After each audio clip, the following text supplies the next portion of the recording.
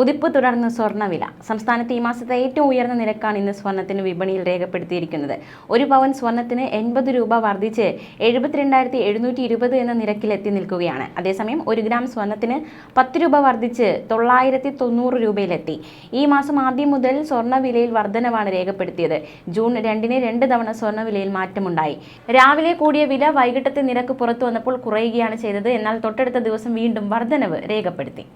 ഉപതെരഞ്ഞെടുപ്പ് നടക്കുന്ന നിലമ്പൂരിലെ BJP തെരഞ്ഞെടുപ്പ് കൺവെൻഷൻ കേന്ദ്രമന്ത്രി സുരേഷ് ഗോപി നാളെ വൈകിട്ട് ഉദ്ഘാടനം ചെയ്യുമെന്ന് BJP ദേശീയ നിർവാഹക സമിതി അംഗം PK കൃഷ്ണദാസ് അറിയിച്ചു. നിലമ്പൂരിൽ ഇത്തവണ ഇരു മുന്നണികൾക്കുമെതിരായ ജനവിധി ഉണ്ടാകുമെന്നും ഇടതു വലതു മുന്നണികളുടെ വികസന വിരുദ്ധ അവസരവാദ നിലപാടിനെതിരെയായിരിക്കും ഇത്തവണ നിലമ്പൂരിലെ ജനത വിധി എഴുതുകയെന്നും അദ്ദേഹം വ്യക്തമാക്കി.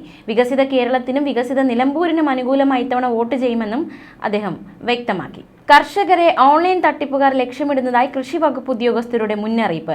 PM കിസാൻ സമ്മാൻ പദ്ധതിയുടെ മറവിലാണ് തട്ടിപ്പ്. വിവിധ സംഭവങ്ങളിലായി സംസ്ഥാനത്ത് കർഷകർക്ക് 14 ലക്ഷം രൂപയോളം നഷ്ടമായതായാണ് വിവരം. പാലക്കാട്, മലപ്പുറം ജില്ലകളിൽ നിന്ന് മാത്രം 15ഓളം പരാതികളാണ് കിട്ടിയത്. 2018 മുതൽ PM കിസാൻ സമ്മാൻ പദ്ധതിയിലൂടെ കർഷകർക്ക് സാമ്പത്തിക സഹായം കിട്ടുന്നുണ്ട്. PM കിസാൻ പദ്ധതിയെക്കുറിച്ച് വിവരിക്കുന്ന സന്ദേശത്തിനൊപ്പം APK ഫയൽ കൂടി അയച്ചാണ് തട്ടിപ്പ്. ഈ ഫയൽ ഇൻസ്റ്റാൾ ചെയ്യാനാണ് ശബ്ദ സന്ദേശം. ഇൻസ്റ്റാൾ ചെയ്താൽ ഉടൻ SMS അനുമതി നൽകാൻ നിർദ്ദേശം വരും. ഇത് നൽകുന്നതോടെ അക്കൗണ്ട് വിവരങ്ങൾ തട്ടിപ്പുകാർക്ക് കിട്ടുകയും പണം പിൻവലിക്കപ്പെടുകയും ചെയ്യും. ഇത്തരം സന്ദേശം കിട്ടിയാൽ 1930 എന്ന നമ്പറിലോ സൈബർ പോലീസിനെയോ വിവരം അറിയിക്കണമെന്നും അധികൃതർ മുന്നറിയിപ്പ് നൽകി.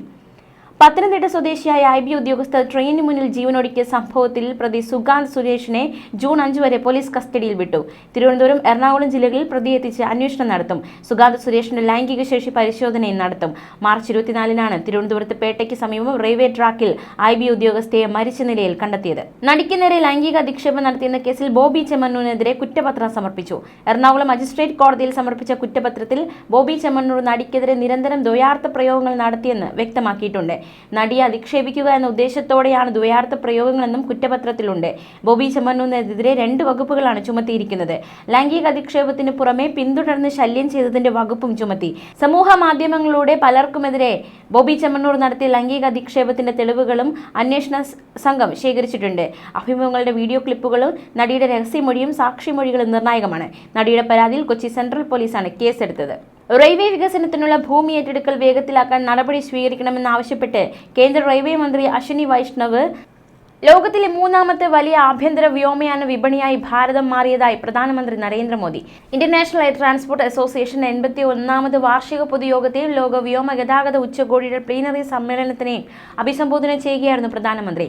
42 വർഷങ്ങൾക്ക് മുമ്പ് 1983-ലാണ് ITA യോഗത്തിന് ഭാരതം വേദിയായത്.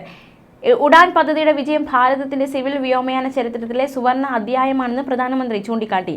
ഈ സംരംഭത്തിലൂടെ 15 ദശലക്ഷത്തിലധികം യാത്രക്കാർക്ക് കുറഞ്ഞ ചെലവിലുള്ള വിമാനയാത്രയുടെ പ്രയോജനം കിട്ടി. നിരവധി പൗരന്മാർക്ക് ആദ്യമായി വിമാനത്തിൽ യാത്ര ചെയ്യാൻ സാധിച്ചു. രാജ്യത്തെ വിമാന കമ്പനികൾ ഇരട്ട വളർച്ച കൈവരിക്കുന്നത് തുടരുകയാണ്. ഭാരതത്തിൽ ഒരു വർഷം വിമാനത്തിൽ യാത്ര ചെയ്യുന്നവരുടെ എണ്ണം മിക്ക രാജ്യങ്ങളിലെ മൊത്തം ജനസംഖ്യയേക്കാൾ കൂടുതലാണ്. വിമാനമാർഗം വർഷം 3.5 ദശലക്ഷം മെട്രിക് ടൺ ചരക്ക് നീക്കമുണ്ട്. ഈ ദശകത്തിന്റെ അവസാനത്തോടെ ഇത് 10 ദശലക്ഷം മെട്രിക് ടണ്ണായി വർദ്ധിക്കുമെന്നും പ്രധാനമന്ത്രി വ്യക്തമാക്കി. സംസ്ഥാന സർക്കാർ സന്നദ്ധമായാൽ കേരളത്തിന്റെ അതിവേഗ റെയിൽ പദ്ധതി യാഥാർത്ഥ്യമാകും. സിൽവർ ലൈൻ പദ്ധതി അപ്രായോഗികമെന്ന് ഏറെക്കുറെ വ്യക്തമായതിനാൽ ബദൽ നിർദ്ദേശങ്ങളെ സംസ്ഥാന സർക്കാർ പിന്തുണച്ചാൽ കേന്ദ്ര സർക്കാർ ഇക്കാര്യത്തിൽ അനുകൂല നിലപാട് സ്വീകരിക്കുമെന്നാണ് സൂചന. 13 മണിക്കൂർ കൊണ്ട് മറികടക്കുന്ന ദൂരം 8 മണിക്കൂർ വന്ദേ ഭാരതിന് വേണ്ടുന്ന ദൂരം 3.25 മണിക്കൂറിൽ യാത്ര ചെയ്യാനാകും. യാത്രാ ചെലവ് നിലവിൽ AC ചെയർകാറിന് വേണ്ടതിന്റെ 1.5 ഇരട്ടി മാത്രം. തിരുവനന്തപുരം കണ്ണൂർ 430 കിലോമീറ്റർ യാത്രയ്ക്ക് 3.25 മണിക്കൂർ മതിയാകും. തിരുവനന്തപുരം കൊച്ചി യാത്രയ്ക്ക് 80 മിനിറ്റ്. തിരുവനന്തപുരം കോഴിക്കോട് 2.5 മണിക്കൂർ. ഓപ്പറേഷൻ സിന്ദൂർ മൂലം പാകിസ്ഥാന് നഷ്ടമായത് 6 യുദ്ധവിമാനങ്ങളെന്ന റിപ്പോർട്ട്. പഹൽഗാം ഭീകരാക്രമണത്തിന് തിരിച്ചടിയായി പാകിസ്ഥാന്റെ ഭീകര കേന്ദ്രങ്ങളിൽ ഇന്ത്യ ആക്രമണം നടത്തിയിരുന്നു. എന്നാൽ ഇതിനെതിരെ പാകിസ്ഥാൻ ഇന്ത്യയുടെ സൈനിക കേന്ദ്രങ്ങളും ജനവാസ മേഖലകളും ലക്ഷ്യമിട്ടതോടെയാണ് ഇന്ത്യ അതേ നാണയത്തിൽ തിരിച്ചടിച്ചത്. ഇന്ത്യയുടെ തിരിച്ചടിയിൽ പാകിസ്ഥാന്റെ വിലയേറിയ യുദ്ധവിമാനങ്ങളാണ് നഷ്ടപ്പെട്ടത്.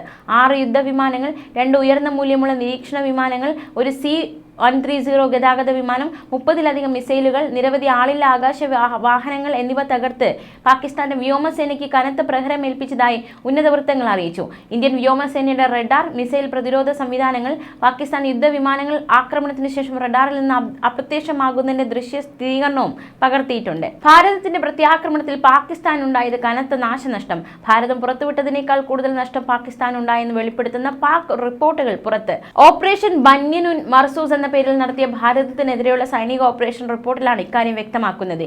ഇതുപ്രകാരം ഭാരതം പുറത്തുവിട്ടത് കൂടാതെ 7ഓളം സ്ഥലങ്ങളിൽ കൂടി പ്രത്യാക്രമണം നടത്തിയിട്ടുണ്ട്. പെഷവാർ, ചാങ്, സിന്ധ് പ്രവിശ്യയിലെ ഹൈദരാബാദ്, പഞ്ചാബ് പ്രവിശ്യയിലെ ഗുജറാത്ത്, ഭവൽനഗർ, അറ്റോക് ചോർ എന്നിവിടങ്ങളും ഭാരതത്തിന്റെ സൈനിക നടപടി ഉണ്ടായിട്ടുണ്ടെന്നാണ് പാക് റിപ്പോർട്ടിൽ പറയുന്നത്.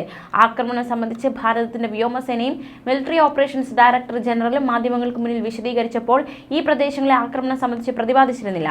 വെടിനിർത്തലിനായി ഭാരതത്തെ സമീപിക്കാൻ ഈ ആക്രമണങ്ങൾ പാക് അധികൃതരെ നിർബന്ധരാക്കുകയായിരുന്നുവെന്നും ഇതിൽ ചൂണ്ടിക്കാട്ടുന്നുണ്ട്. ഇന്ത്യക്ക് 5ാം തലമുറ യുദ്ധവിമാനമായ Su-57 നൽകാമെന്ന് റഷ്യ. S-400 എന്ന വ്യോമ പ്രതിരോധ സംവിധാനം നൽകിയ അതേ റഷ്യ തന്നെ ഇക്കുറി സോഴ്സ് കോഡ് ഉൾപ്പെടെയാണ് ഇന്ത്യക്ക് നൽകുന്നത്. സോഴ്സ് കോഡ് കിട്ടിയാൽ ഈ യുദ്ധജെറ്റിൽ ഇന്ത്യയുടെ പ്രതിരോധ ഗവേഷണ സ്ഥാപനമായ DRDOയ്ക്ക് ആവശ്യമായ മാറ്റങ്ങൾ വരുത്താം.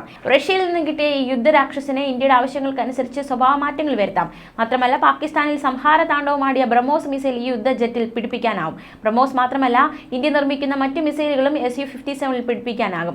അതായത് ഇന്ത്യൻ മിസൈലുകളും പേറി ശത്രുപാളയത്തിലെ റഡാറുകൾക്ക് പിടികൊടുക്കാതെ ആകാശത്തിൽ പതുങ്ങിയിരുന്ന മിസൈലുകൾ അയക്കുന്ന യുദ്ധജെറ്റായി Su-57 മാറും. താമസ തൊഴിൽ അതിർത്തി സുരക്ഷാ ചട്ടങ്ങൾ ലംഘിച്ച 12,129 പ്രവാസികളെ സൗദി ആഭ്യന്തര മന്ത്രാലയം ഒരാഴ്ചയ്ക്കുള്ളിൽ അറസ്റ്റ് ചെയ്തു. താമസ നിയമങ്ങൾ ലംഘിച്ചതിനാകെ 7,127 പേരെയും, അനധികൃതമായി അതിർത്തി കടക്കാൻ ശ്രമിച്ചതിന് 3,441 പേരെയും, തൊഴിൽ നിയമലംഘനത്തിന് 1,561 പേരെയുമാണ് പിടികൂടിയത്.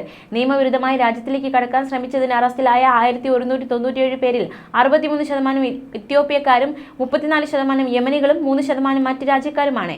ഇത്യോപ്യക്കാരും 90 പേർ കൂടി പിടിക്കപ്പെട്ടു. നിയമലംഘകരെ കൊണ്ടുപോകുന്നതിലും പാർപ്പിച്ചതിലും പങ്കാളികളായതിന് 18 പേരെ അറസ്റ്റ് ചെയ്തതായി അധികൃതർ അറിയിച്ചു. നിയമവിരുദ്ധമായി രാജ്യത്തേക്ക് പ്രവേശിക്കുന്നതിന് സൗകര്യമൊരുക്കുന്ന ഗതാഗത സൗകര്യവും താമസ സൗകര്യവും നൽകുന്നവർക്ക് പരമാവധി 15 വർഷം വരെ തടവും 10 ലക്ഷം റിയാൽ വരെ പിഴയും ശിക്ഷിക്കും. വാഹനങ്ങളും സ്വത്ത് കണ്ടുകെട്ടുമെന്നും മന്ത്രാലയം അറിയിച്ചു. പിച്ചച്ചട്ടിയുമായി പാകിസ്ഥാൻ മറ്റു രാജ്യങ്ങൾ അടുത്ത് വരുമെന്ന് ആരും സ്വപ്നം കാണേണ്ടെന്ന് പാകിസ്ഥാൻ പ്രധാനമന്ത്രി ഷെഹ്ബാസ് ഷെരീഫിന്റെ പ്രസ്താവന. എന്നാൽ പുറത്തുവരുന്ന റിപ്പോർട്ടുകൾ സൂചിപ്പിക്കുന്നത് സാമ്പത്തിക പ്രതിസന്ധി കാരണം പാകിസ്ഥാനിൽ ജനങ്ങൾ നട്ടം തിരിയുന്നുവെന്നാണ്. ഭക്ഷണം റേഷനായി കിട്ടാൻ വേണ്ടി മണിക്കൂറുകളോളം ഒരേ തരത്തിലുള്ള അലുമിനിയം പാത്രങ്ങൾ പിടിച്ചവരെ എങ്ങും കാണാൻ സാധിക്കുന്നുണ്ട്. പണമില്ലാത്തതിനാൽ റേഷൻ പോലും കൃത്യമായി വിതരണം ചെയ്യാൻ സാധിക്കുന്നില്ല. അത്തരത്തിലുള്ള അവസ്ഥയിലാണ് പാകിസ്ഥാൻ കടന്നു പോകുന്നതെന്നാണ് പുറത്തുവരുന്ന വിവരങ്ങൾ സൂചിപ്പിക്കുന്നത്.